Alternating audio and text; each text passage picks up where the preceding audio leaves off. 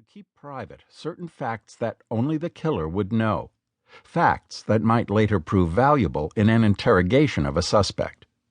What the public was not told then were these details. The major knife wound was a gaping one from chest to umbilicus. Portions of the intestines had been left protruding from it, and several internal organs had been taken out of the body cavity and cut. Some body parts were missing. There were stab wounds to the victim's left breast, and inside those wounds the knife appeared to have been moved about somewhat.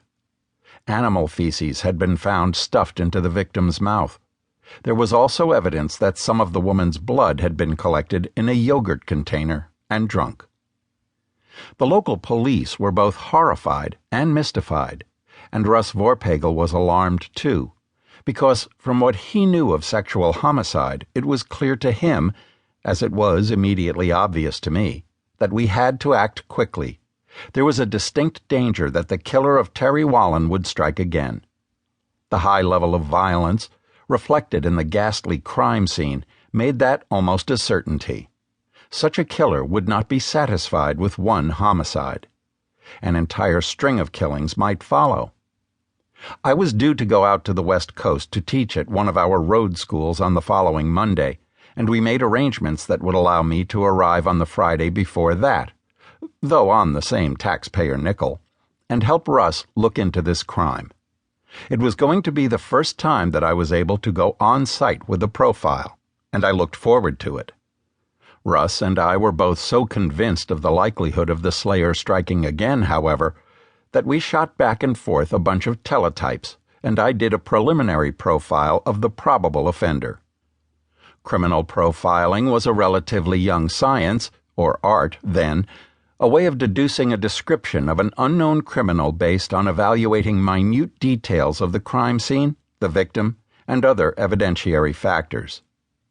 Here in the original, and not entirely grammatical, notes written at the time is how I profiled the probable perpetrator of this terrible crime. White male, aged 25 to 27 years, thin, undernourished appearance. Residence will be extremely slovenly and unkempt, and evidence of the crime will be found at the residence. History of mental illness, and will have been involved in use of drugs. Will be a loner who does not associate with either males or females, and will probably spend a great deal of time in his own home where he lives alone. Unemployed. Possibly receives some form of disability money. If residing with anyone, it would be with his parents. However, this is unlikely. No prior military record, high school or college dropout. Probably suffering from one or more forms of paranoid psychosis. I had plenty of reasons for making such a precise description of the probable offender.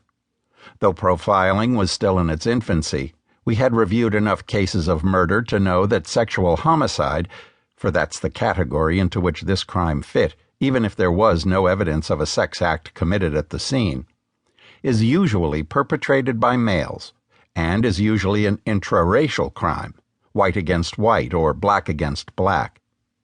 The greatest number of sexual killers are white males in their 20s and 30s. This simple fact allows us to eliminate whole segments of the population when first trying to determine what sort of person has perpetrated one of these heinous crimes. Since this was a white residential area, I felt even more certain that the slayer was a white male. Now, I made a guess along a great division line that we in the Behavioral Sciences Unit were beginning to formulate. The distinction between killers who displayed a certain logic in what they had done, and those whose mental processes were, by ordinary standards, not apparently logical. Organized versus disorganized criminals. Looking at the crime scene photographs and the police reports, it was apparent to me that this was not a crime committed by an organized killer who stalked his victims, was methodical in how he went about his crimes, and took care to avoid leaving clues to his own identity. No, from the appearance of the crime scene, it was obvious to me that we were dealing with a disorganized killer, a person who had a full-blown and serious mental illness. To become as crazy as the man who ripped up the body of Terry Wallen is not something that happens overnight.